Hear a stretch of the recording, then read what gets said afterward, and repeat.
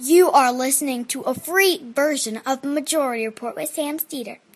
To support this show and get another 15 minutes of daily program, go to majority.fm, please. The Majority Report with Sam Steeder. It is Wednesday, February 6, 2019. My name is Sam Steeder. This is the 5-time award-winning Majority Report.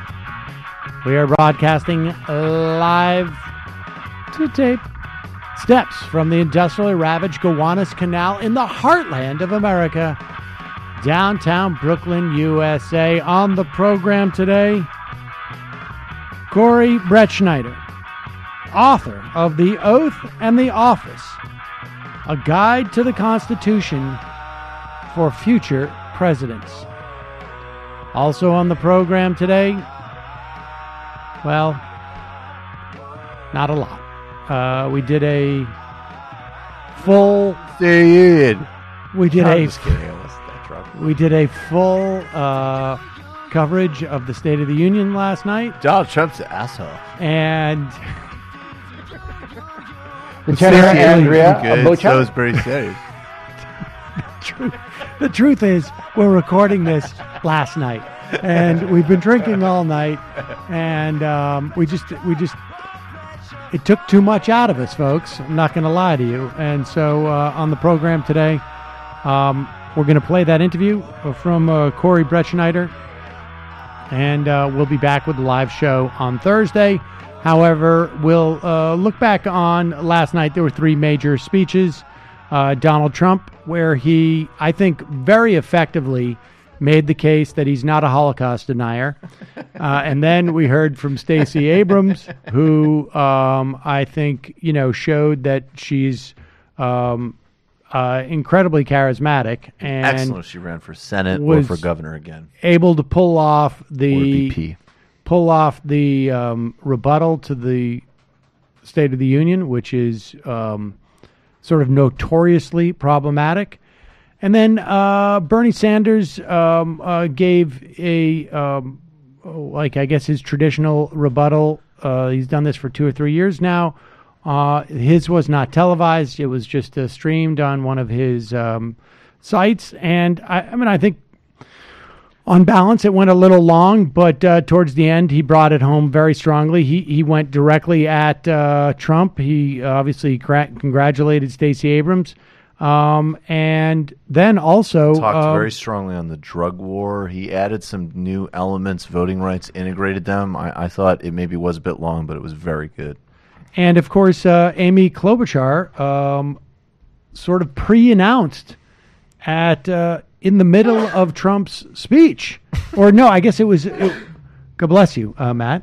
I don't know if it was. I guess it was at 8 p.m. I think that was Eastern. She announced that she's making a big announcement on Sunday. I don't know for sure that she's going to be. Maybe she's retiring from the Senate. It's either she's going to retire from the Senate or she's going to run for president. So, I have to say, if she does, I will need to amend something, which is I have predicted that Christian Gillibrand was my first, I should have stipulated, main or major Democratic primary candidate. I thought she would be the first to drop out. If Amy Klobuchar declares, I amend that. Amy Klobuchar will be the first to drop out. Well, that's too late because Richard Ojeda already. No, but I didn't consider of the top not of to the top, insult him. I like him. Tier. Yes, but I did not consider him to be a top tier contender. Okay, fair enough. Yes, or at least in terms of you could just also narrow it down to sitting senators. Sure, because there's going to be a half dozen. I'm gonna go with Booker in that scenario then. That's a respectable choice. Wow. Booker's out after Iowa. My soundboard. Wait, Booker is. You say Booker out before Gillibrand. You know what? I will bet you Chinese lunch on that. That sounds great. All right. I'm not sure why it had to be Chinese, but folks, speaking of lunch, because I wanted, because I'm drunk. Sorry. So restart the app. Lieutenant Andrea Bocelli. The other day, we had in studio a crew of folks who were coming. It must have been Friday, where they were here to, or maybe it was Thursday, because they were coming to see the Michael Brooks show on Friday, including Jeff from Georgia. And we got a delivery from Sherry's Berries. Now, Jamie went home with the flowers. How did the flowers look? Thumbs up. What do we got? Double thumbs up. Also, we had the strawberry dipped in chocolate, and you can never go wrong with Sherry's Berries signature dipped Valentine's strawberries, dipped in milk, dark or white chocolatey goodness for any discerning palate. I think they sent us like a half a dozen. I was like, I can have one, but then you guys have to eat this. And it was literally, it was dangerous how quickly everybody went after these. I wish I had more. Topped with decadent chocolate chips, heart, and glitter sprinkles, your Valentine will fall in love with every bite. These are the perfect companion to a candlelit dinner, a bouquet of flowers, a night on the town. They ship anywhere nationally, and they always arrive fresh with a 100% Sherry Berries guarantee. Valentine's Day right around the corner. Send your Valentine the gift of their dreams at the price of your dreams, starting at just $19.99 plus shipping and handling. Order now. Make this Valentine's Day really special by adding a dozen red roses for just $19.99 more. Berries at no extra charge. Go to berries.com. Click on the microphone. Enter my code CEDAR. That's SEDER at checkout. That's berries.com, BERRIES.com. Click on the microphone, enter the code CEDAR, order today. And also, folks, if you're like me and you own a small business, then you've got to be frustrated by dealing with the back and forth emails, the endless paperwork. And in our instance, actually, we get paid because our people sign up for our members. But most small businesses, they bill. And getting paid is always a pain in the neck. HoneyBook can help you spend less time handling the administrative work and more time doing what you love. HoneyBook is an all-in-one business management platform for creative small businesses. HoneyBook makes it easy to streamline your process with client and calendar management tools and custom-branded brochures, proposals, and contracts. You can even get e-signatures, generate invoices, get paid faster, all with one online system. Over 75,000 photographers, designers, event professionals, other solo entrepreneurs have saved hundreds, if not thousands, of hours a year with HoneyBook. The advantages of owning your own business are that generally, you don't have to spend a lot of time doing a lot of BS. And HoneyBook makes that a reality. And that's why we've partnered with HoneyBook.com to offer Majority Report listeners 50% off the first year of HoneyBook with the promo code MAJORITY. So get started at HoneyBook.com today. Use the promo code MAJORITY for 50% off your first year. Again, that's HoneyBook.com, promo code MAJORITY. We're going to get to, in a second, a couple of clips from Trump last night. There were a couple of moments that we laughed about for an extended period of time. But before we do, just want to remind you that the New Yorker magazine represents the best writing in America today. This seems obvious, I think, to most people. We've had... this show has relied, frankly, on the New Yorker for a multitude of its guests and the stuff also, that we talk about. Just general research. And general research.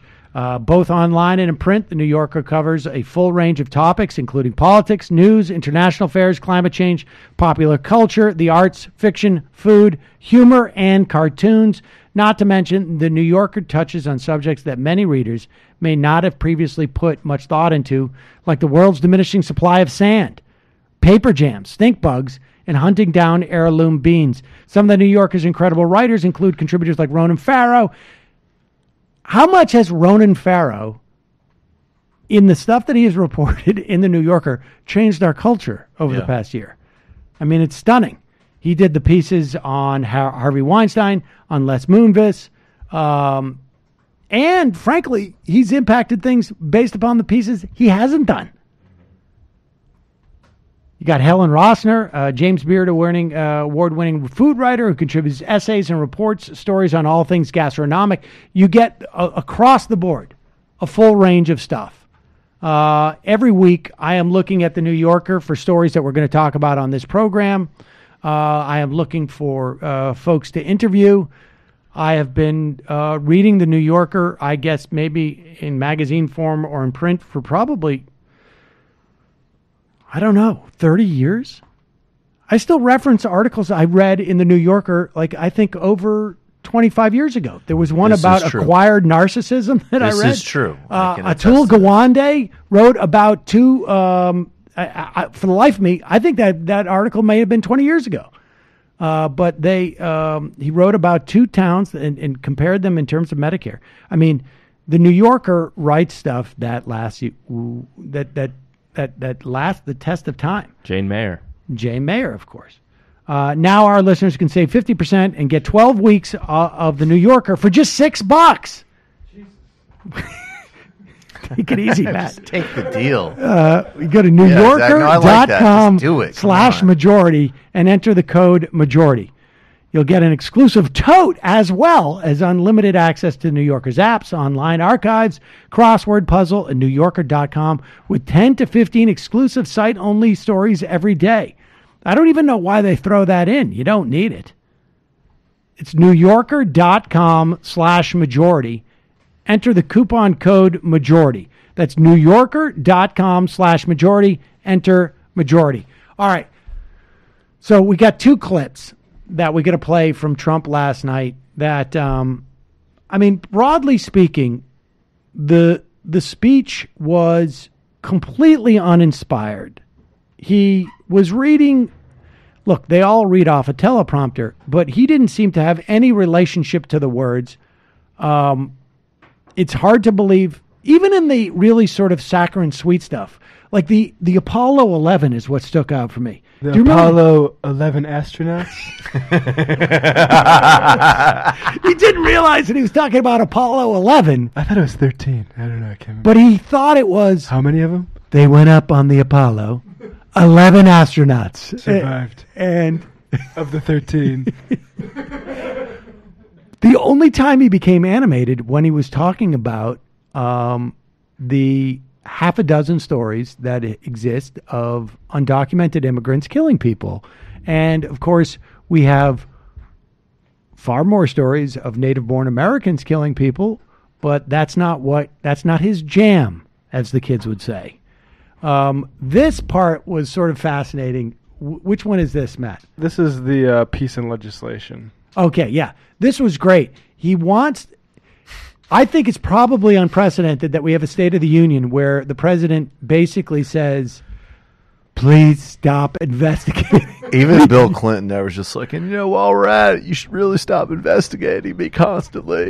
It's totally unfair. Wait, let's play this first and then we'll make those jokes. This is Donald Trump's if the glove doesn't fit, you must acquit moment. If there is going to be peace and legislation, there cannot be war and investigation. It just doesn't work that way. People, that's first of all, we were talking so much nonsense during the State of the Union that I missed that part. It just doesn't work that way. Unbelievable. And then Nancy Pelosi, the look on everybody's face behind him is just like, I'm getting paid to not react to this.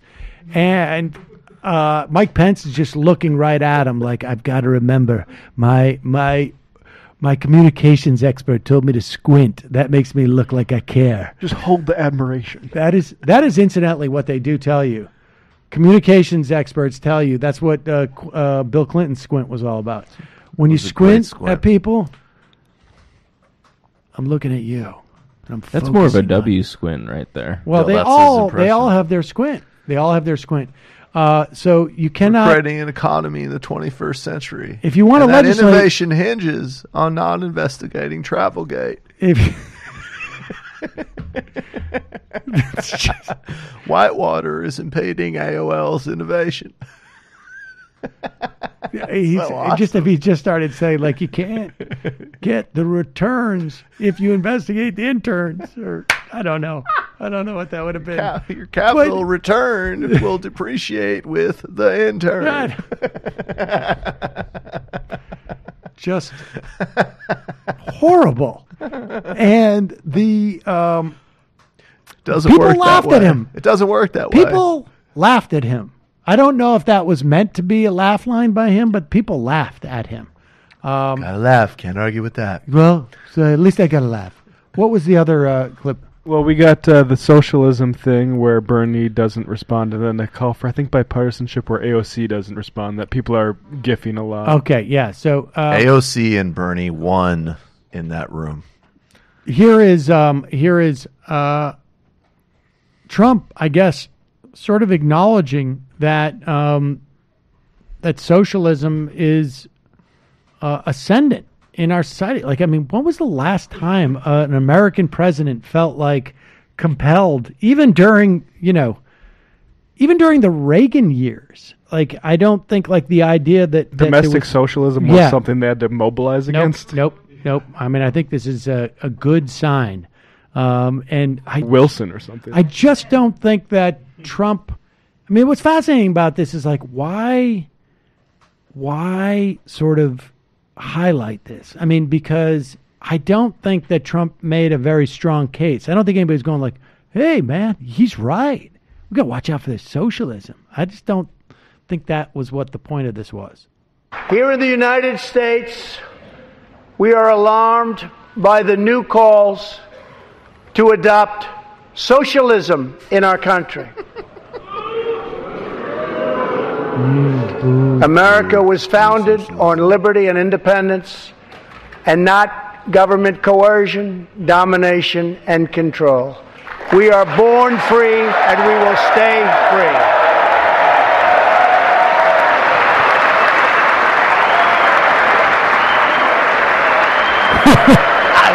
There's Bernie. Not terribly impressed. And and the interesting thing is that in his rebuttal, Bernie specifically addressed this and made basically what was I could only describe as an expansion of FDR's four freedoms by saying, we're not free if our wages are stagnant. We're not free if we are beholden to private insurance companies to make sure that we stay healthy. We're not free, et cetera, at that point.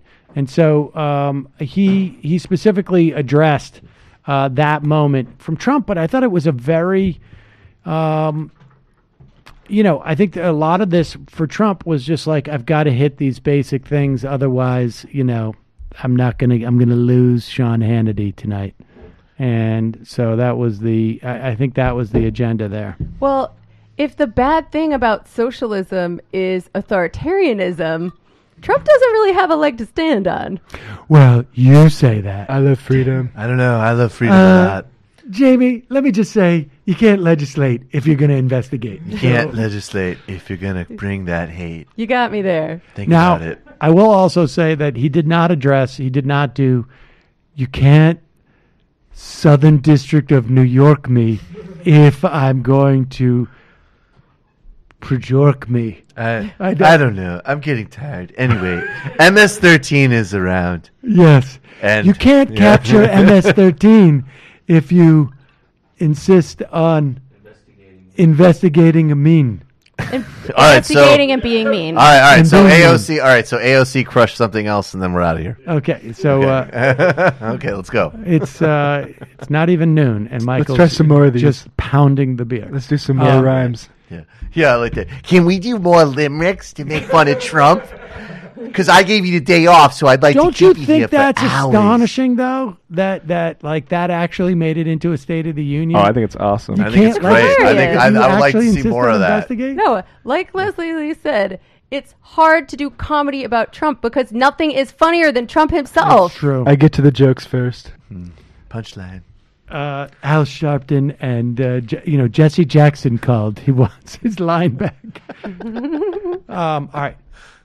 So here is Donald Trump calling for bipartisanship, and look, I don't know.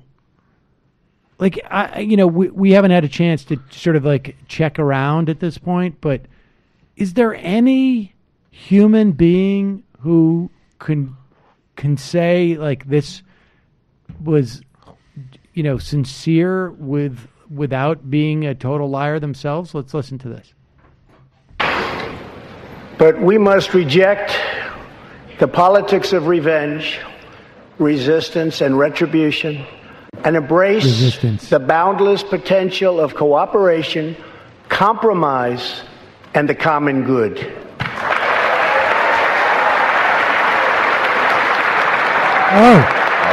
Pelosi believes it. Well, no, wait a second. Go back here for a second. Because first off, AOC completely ices him. But Ice queen. But notice that Pelosi doesn't just clap. She sticks her hands in his face. Watch this. Go back. That's actually a very alpha move. Yeah, look, watch it. Oh, yeah, she's like, listen to yourself, exactly. Moron. Clapping in front of your face. It's like she's in the front row at a Duke game. Yeah. She still No, believes but he's in the other team. bipartisanship. That was actually great. And then AOC sat, as did Lydia Vasquez, actually. That's pretty good. Yeah, that row. That's a good row there. So it was great. We've got a good interview ahead. Well, I mean, so it'll be interesting to see if I'm going to make a bet that Donald Trump's approval ratings rise 2 points because of this. I think that's exactly, and actually Vox, the headline to me is correct, which is that he is now officially low energy. Yeah, well, It wasn't. It was boring. I mean, even the stuff, because it's like the stuff we're riffing on was actually supposed to be something compelling. Like, right. He didn't write that line as a joke. He's got that slightly irregular mushroom dick energy, you know? Well, part of it is also not only the mushroom dick energy, but totally predictable. All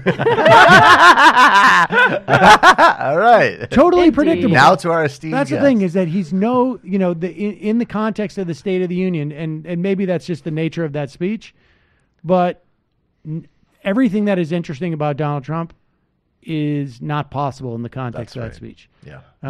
And his way of charisma, everything he does, it's not possible. And still doesn't, every year we're like, will he go off script? Well, nope. No. Brendan, I'm afraid you lose. Wow. I think I might win this bet, guys. More like a sad Wait, what was your take. bet? He's not going to pull out his dick that we can see, and all the pundits are going to think he did great.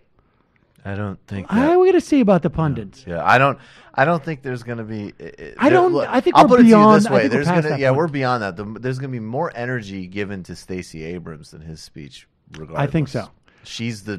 She's even just like the horse race story of the night. I think that's probably true. She totally overshadowed I think him. people are going to be like, Stacey Abrams for real. She was the first person in years to deliver a State of the Union rebuttal and not hurt herself. Yeah. And I think that's a big deal because this is someone who, even her being, I think, running for governor in Georgia is a big deal. But getting propelled to national spotlight, particularly when all you hear about is Beto, this is a big deal, I think. All right, well, folks, we're going to take a quick break, and when we come back, we'll be talking to Corey Brettschneider on his book, The Oath and the Office, A Guide to the Constitution for Future Presidents. We will be back live tomorrow on this program. Just a reminder, you can support this show by going to jointhemajority.report.com. We'll be right back after this.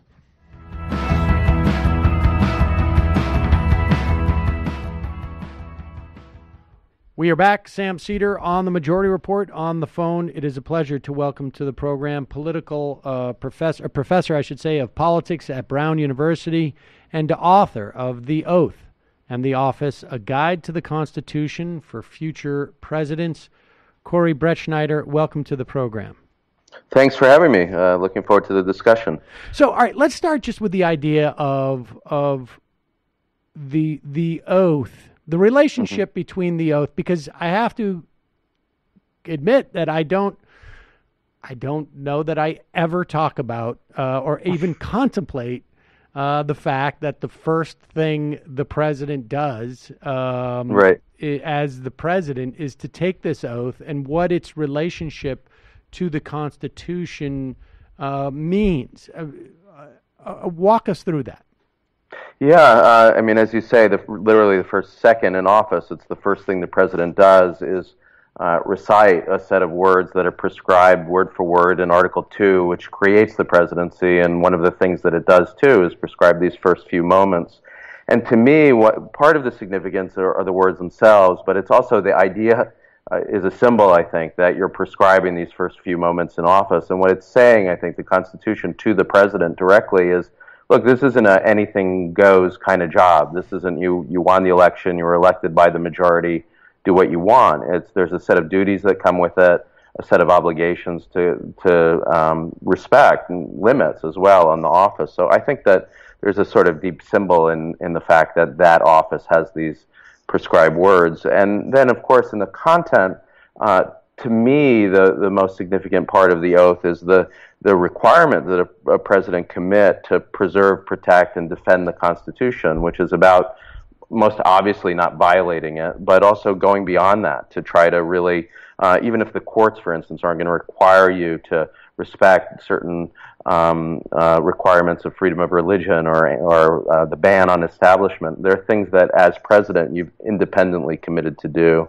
So the book is partly about the role of courts in stopping a president that does wrong and disregards basic rights, but it's also about the independent obligations of the office. And that's something that we have to start to look for as voters, I think, when we elect a president. And I think a lot of people haven't really thought about the oath. And, you know, when you're in a crisis like the one that we're in now with this president who is such the antithesis of the kind of president that the framers imagined, it just refocuses us, I think, on the basics and the basic requirements of the office, and that preserve, protect, and defend the Constitution is what I'm trying to get people to see as the focus of the presidency, and to return to the way that actually when we elect a president, to see that as part of what we're looking for.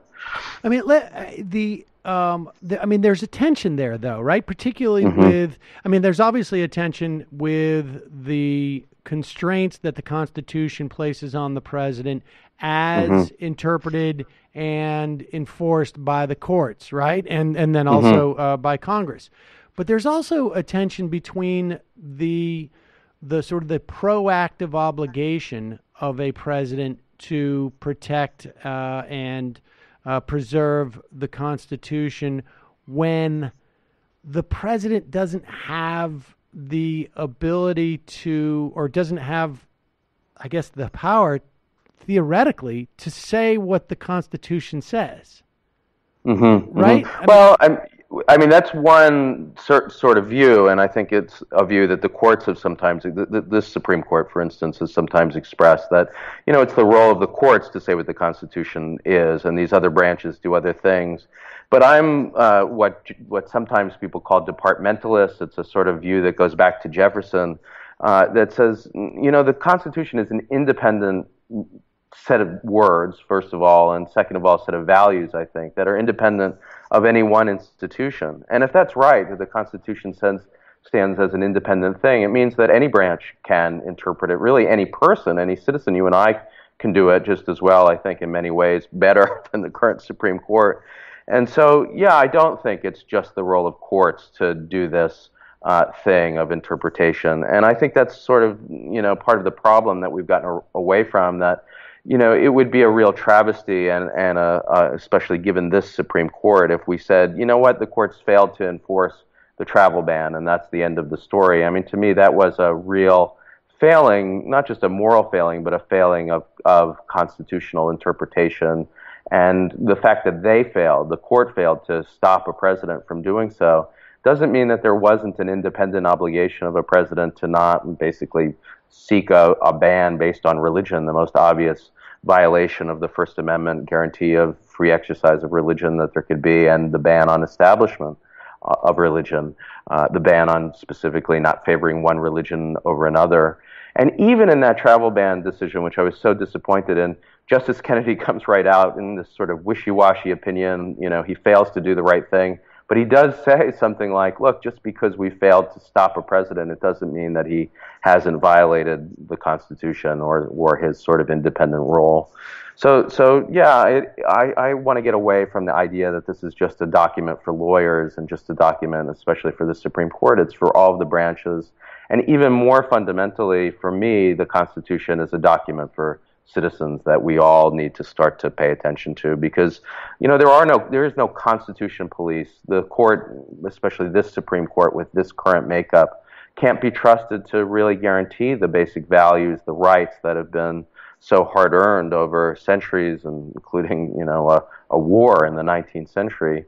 And so if we can't trust this one institution, it falls upon the other institutions to do it. The presidency, of course, is not a place where we're going to find a defense of the Constitution right now, but it can be in the future. And that's part of what I'm trying to do, is to get people to see the next election as about a constitutional office and a referendum on the constitutional obligations of a president. Well, but how does, walk us through how Sure. a president would do that, but also how the rest of us would do that when the Constitution is, and maybe before we do that, we should preface just with your perspective on the Constitution. I mean, there's, broadly speaking, very generally speaking, two sort of like, I guess, a broad assessments or perspectives on the Constitution as a living document, and others who perceive it as something that was written and it's static, and we need to divine what it meant the moment. Yeah, Scalia used to call it a dead document. Right, exactly. Like when the ink dried on the paper, that was the end of the story. And it's just, I guess, which among us are smart enough to know exactly what was meant by it when that ink dried. So, but give us a sense of those two different perspectives and how that implicates, how that plays into this relationship of the president saying, like, okay, the Supreme Court is not assessing the Constitution properly or upholding it. I'm going to step in. I mean, how does that work? Yeah. I mean, the first thing is we have to battle that out. I mean, I take a stand in the book against the view that's usually called originalism, that you describe, the Scalia view, that the Constitution should be understood in the way that it would have been understood at the time that it was ratified or enacted. And so that means the 18th century if you're talking about the original Constitution, or the mid-19th century if you're talking about the civil rights amendments, for instance. And on my view, that really fails to capture the meaning of the terms when you start to read them. So when the Eighth Amendment says, when it bans cruel and unusual punishment, I don't think that cruel can just mean, what people commonly thought in the 18th century cruel was. So if flogging wasn't thought to be cruel, then that's fine. I think that what they did, what the words do, is they sort of invite us to, first of all, read their plain meaning, and sometimes they're plain, like the age of the president is very clear, for instance.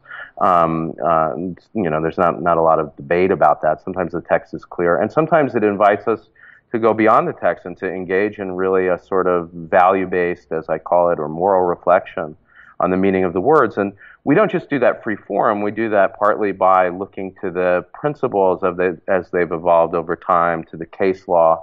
So while the Supreme Court doesn't have the final word and it can get things wrong, I think it also informs us through the history and through the cases. So in the book, what I'm trying to do is, I don't call it a living view because it starts from the text, but it also goes beyond it by looking to the values as they've been understood over time through the case law, and also through direct sort of common sense and through the history of the principles that we're talking about. So for me, you just have to read the text and talk about the specifics of the text. So, cruel and unusual punishment might not have been widely thought in the 18th century to ban the death penalty. But when the court in Furman versus Georgia said, the deep value of the ban on cruelty is incompatible with essentially the torture that's involved in capital punishment.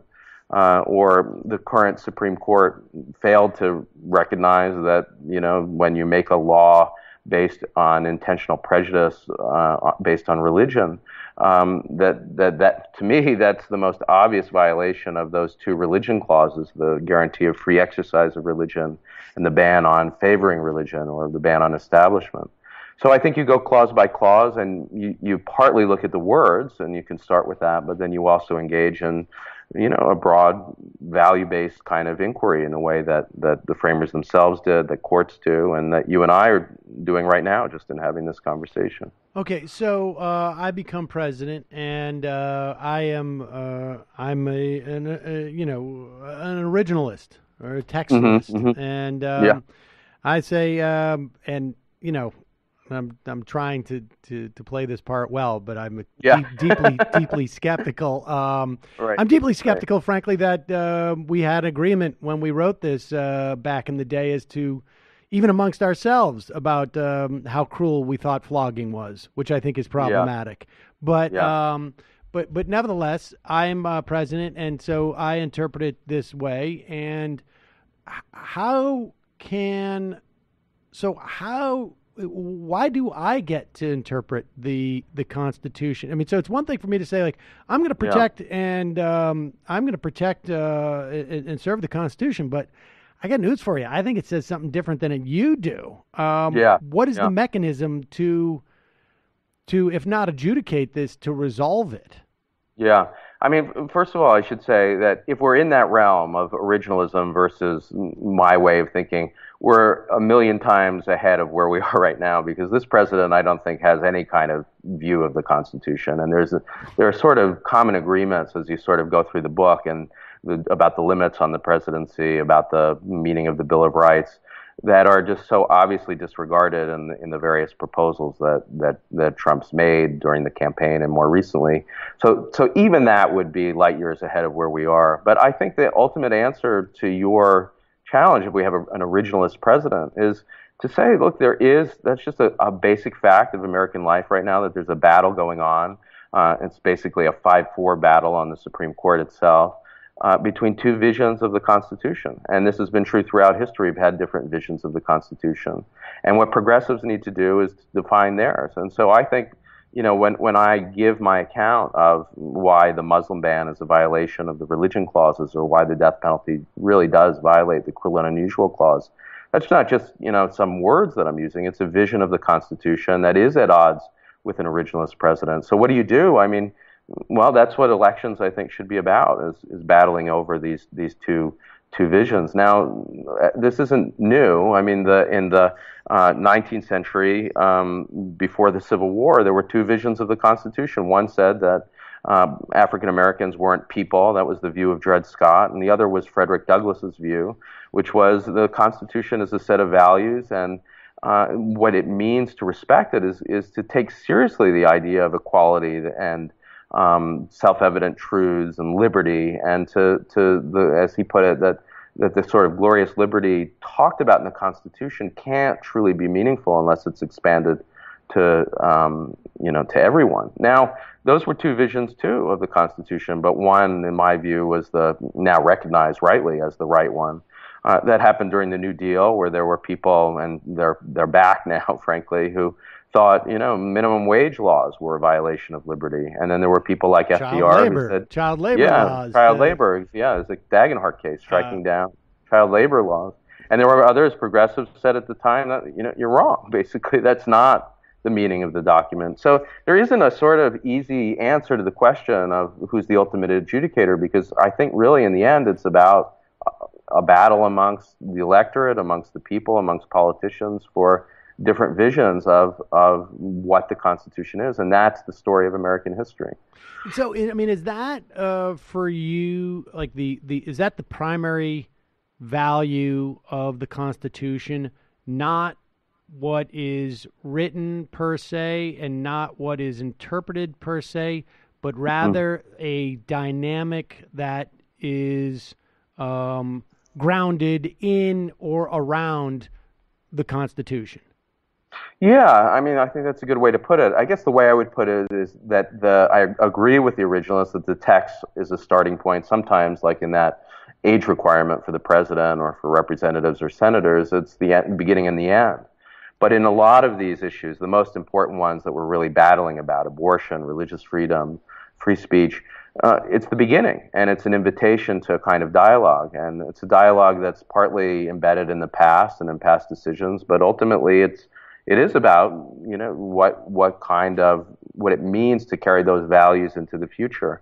And, I guess this way of talking is less certain than the originalist way of talking, but I think it's much more honest to what's going on when a court decides a case. I mean, when Roe was decided, or, we could take any landmark case, or Brown versus Board, which is sort of settled, people disagreed. Like, there was a case, let's take Brown, for instance, Plessy versus Ferguson, that said, segregation is completely compatible with the idea of equal protection of laws, famously, because as long as the facilities are the same and are basically equal.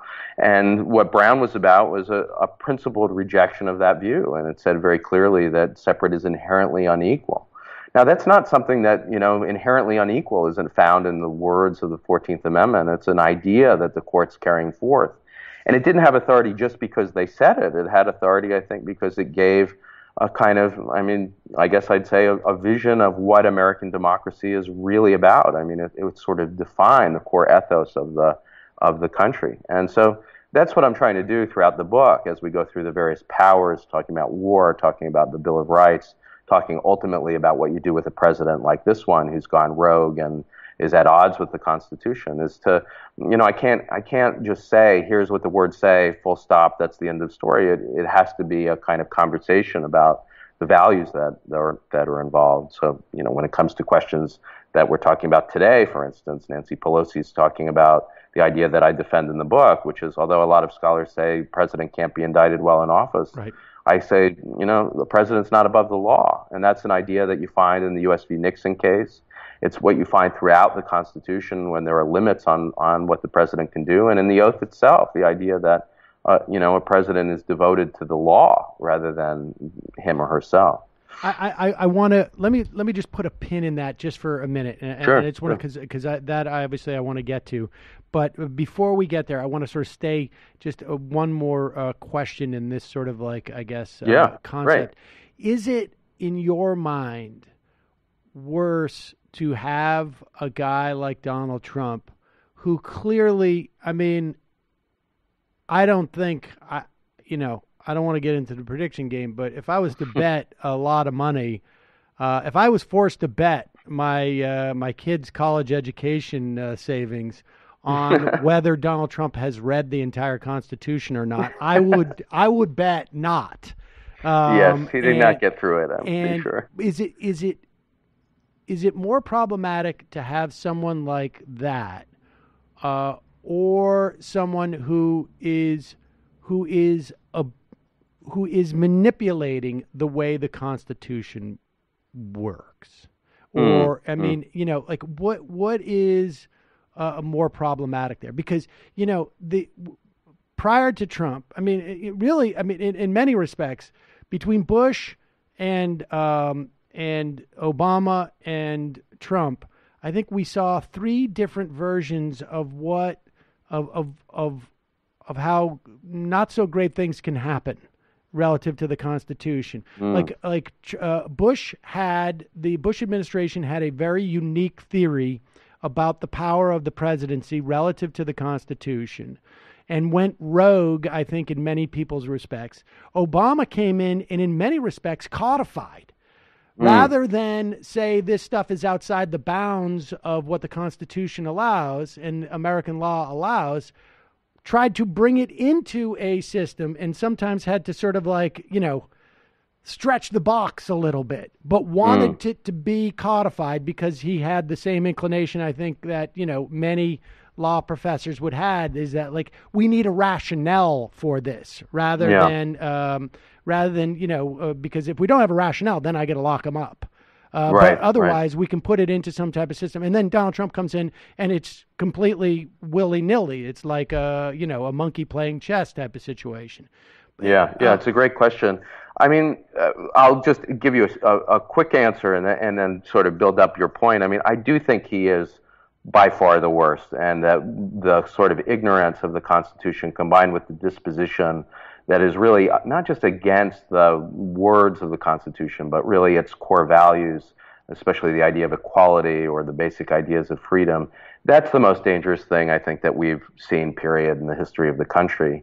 But that said, there have been, and in the book I'm critical of presidents in the past who have certainly been, well-versed in the Constitution. So take Woodrow Wilson, who was probably one of the greatest constitutional scholars, certainly of his time, and was president, and used the office in a lot of ways because of his confidence in a way that was at odds with the basic ideas of the Constitution. So, he not only is quoted at length in Birth of a Nation, the film about celebrating the Ku Klux Klan, but he views it in the White House. And, he sort of does it with a confidence that this is somehow compatible with the Equal Protection Clause. I think he must have known better, but it was something about the confidence, I think, of how much he felt he knew the document, that he felt empowered to do this sort of thing. With Obama, for instance, and the failure to seek a resolution in Libya, that's another example, certainly, of a law professor, somebody who I think was in many ways a great president, but really went wrong when it came to the abuse of the war powers. That confidence, I think, came partly from his deep knowledge of the document and of the debates. But what you get with Trump is just of a different order of magnitude, because I think he's on really every dimension of the Constitution, his instincts are contrary. So, think of the threat to lock up and imprison your political opponent. Nothing could be more at odds with the idea of free speech in the First Amendment. It's sort of the core meaning of it is not to do that. Or the proposal to torture the families of suspected terrorists, not just the terrorists themselves, of obvious violation of due process, and not to mention cruel and unusual punishment. We could keep going through them. The travel ban gets fixed by the lawyers eventually, but he keeps saying, and certainly in the beginning, no, I want a Muslim ban.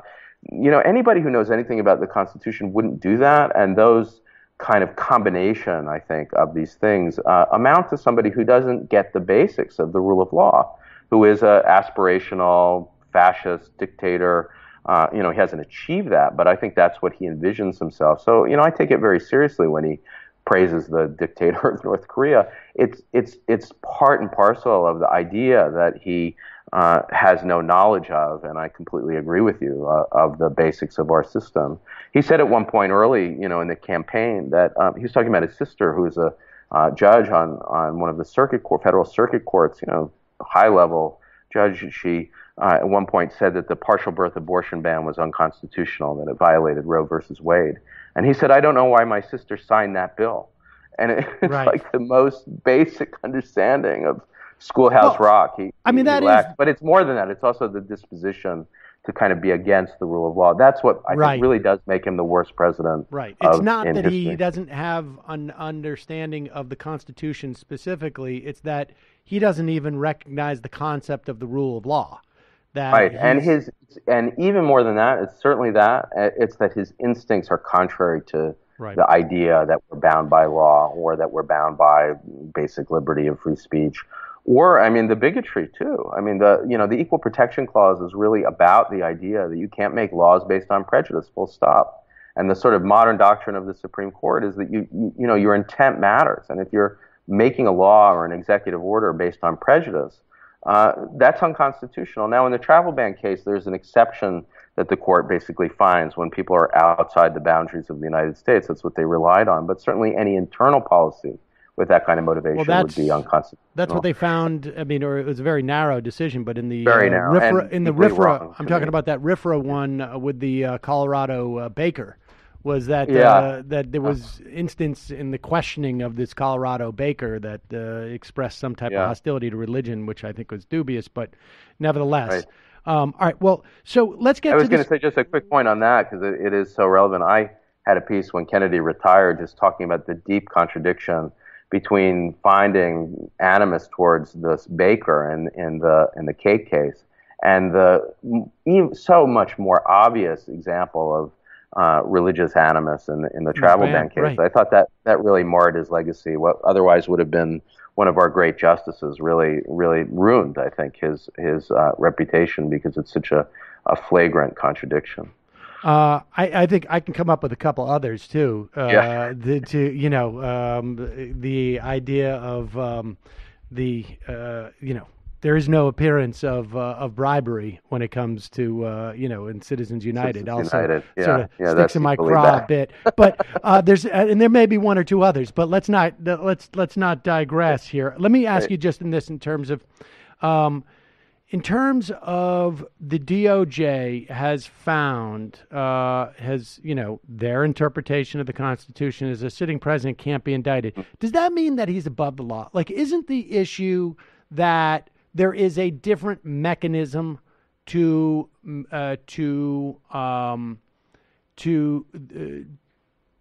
punish a president or to find a president guilty of the law, of a breach of the law? That isn't, I mean, rather than he can't be indicted means he's above the law, isn't it just simply like we have a different mechanism, a special mechanism for adjudicating this, and that's called impeachment and conviction in the Senate? Yeah, I think that captures the debate really well. And this is one of those instances where the text isn't going to, answer it. And certainly we're not going to get agreement from the framers. Hamilton made exactly the argument that you're making. He said, look, it's not that the president isn't above the law. It's that there are two separate processes, and impeachment has to come first. And by the way, the president can be indicted after he or she is removed through that distinct process.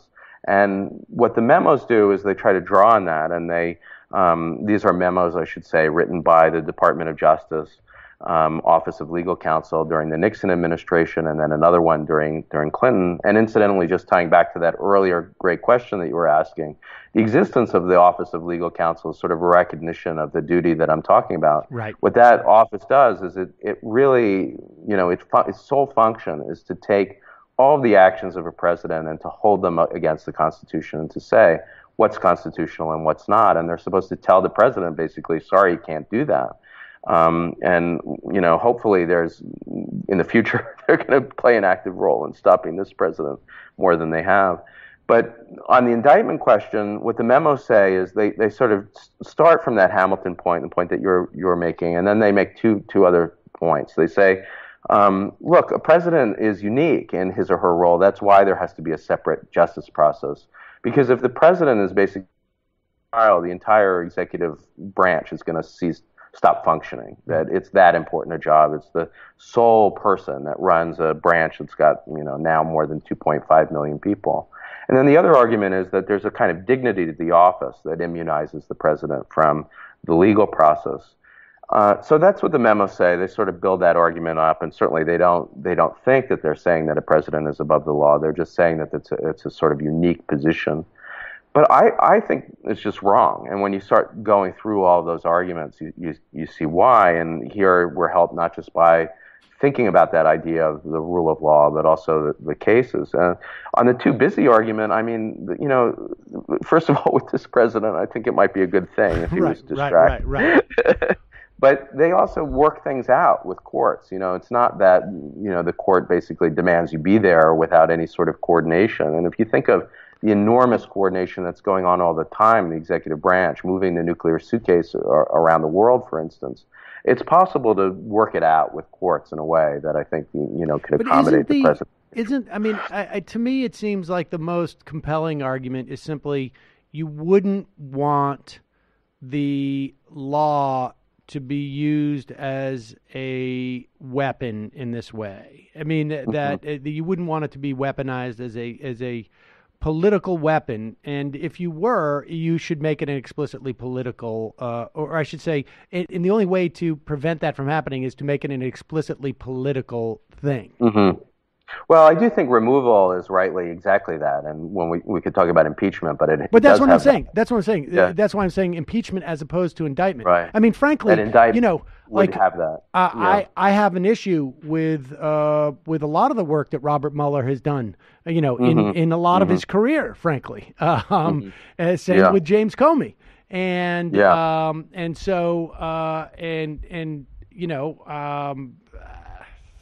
these guys, I think at times were tasked or were undertaking inappropriate things, particularly when it comes to like Muslim surveillance back in the aughts and whatnot. And so maybe I don't want them to have the ability to bring an indictment against the president because I just don't trust them that much. Well, and Ken Starr is your best example, I think. That really was a sort of rogue prosecutor that was, in the end, didn't indict, but talked about why you should be able to. So I guess to me, I don't want to discount that. There's a danger of political, prosecutions. And that is, I think, largely what happened during the Starr period. And that's why the independent counsel law, which, basically protects Starr, couldn't have been fired, unlike Mueller. By the DOJ, he had independent protection, and because of the rogueness of that whole operation, I guess you could call it, that law expired. But I guess here's my simple way of putting it. I mean, it's sort of a spin on the kind of classic legal principle. I mean, I would rather have 10 Ken Starrs than one Donald Trump going free. And my worry is that if you don't have basic legal investigation of, collusion with Russia, of the sort of use of the business in order to make money, the sort of, it's really sort of very close to rampant bribery, that the president is such a powerful office, and we're really seeing this now, and the danger of what can be done with it, with the control over the vast federal bureaucracy, with the control over nuclear weapons, with the control over, really an access to the world's financial network, is imagine somebody smarter than Trump. Imagine a sort of and so that's why I think we need the check. I think and if we don't have it, impeachment might not work. I think investigation is important. I'm skeptical of the indictment, and I'm also, and to be totally honest, I'm not convinced that Ken Starr didn't bring us in many respects Donald Trump. It's not a hard thing to draw a line between that 7-year, multi-million-dollar investigation into basically both those Clintons to Donald Trump's election. A lot of the same people were involved, frankly. I mean, this enterprise started the careers of a lot of people, but and I don't want to downplay the danger. I guess I think the problem with impeachment, though, although we'll see what happens when we have a new Congress, of course, but is that Hamilton sort of just assumed the following thing, and I could see why. It's common sense. Look, if it turns out the president has committed a crime, you don't need a prosecution because the House is going to immediately impeach and the Senate's going to try, and the person will be gone quickly. And I think the problem with Trump, what we've seen over the last 2 years, is that actually it was just a flawed assumption, because it could be the case that a president is both a criminal and extremely popular, or popular enough that the impeachment and removal will never happen. So even now, if the House moves forward with impeachment, as you know, there probably aren't the votes in the Senate for removal. Yes, I think that's a problem. There's no indictment and there's no impeachment. That means he gets away with it. I think that's a problem with an entire political party. That is not Trump's problem. That is the Republican Party's problem, it seems to me. But all right, well, let's we won't resolve that one. But lastly, let me just ask you this: broadly speaking, as a constitutional scholar, is the Constitution good? I mean, I don't mean like if you had to take another whack at it, and maybe this question is sort of irrelevant based upon this notion that it's more important to be engaged with it than actually what it says. But if you could take another whack at it as written, there would be big chunks, I would assume, that you would say this didn't work out. Yeah, well, the whole Senate thing, I think I might rethink, and the Electoral College, for instance. Right. But I also think that there are huge chunks that are saving us right now. So, I do think that the First Amendment guarantee of free speech, internally, I think he's hearing this from his own people and from his Office of Legal Counsel. But I do believe that even this Supreme Court, as bad as it is, if he were to try to carry out, his change to the libel laws, his desire to, prosecute Saturday Night Live for its libel of his greatness, that those basic protections of freedom and liberty, I think, certainly are there in the document, and I think would operate in the way that they're supposed to. And I think that's true despite what happened in the travel ban in the case of religious freedom and equal protection too. And more than that too, the structure, as much as I think that there, is a problem with the Electoral College, the idea that there are co-equal branches, I think, is also a thing that when you have a demagogue like this who's succeeded in being elected, starts to kick in. So, thankfully, we now have at least one house, that the House of Representatives has gone into the hands of much more sane people. And they'll have investigatory power. They'll have, the ability to look into many of the questions that we're talking about in the way that no one has before. I don't know that they'll succeed in removing the president, through the impeachment process, but it is a check. And all of those things are by design. They're all, I think, about the possibility that, they wanted to get away, certainly, from the weakness of the Articles of Confederation, but the framing document was also about the worry that we would have a demagogue come to power, and that the thing is designed to protect liberty and to protect the rule of law from such a person. And, I'm glad about that, because we really are in a situation where we need it right now. Corey Brettschneider, the book is The Oath and the Office, a guide to the Constitution for future presidents. Thanks so much for your time today. I really appreciate it. Thanks, Sam. Really happy to do your show.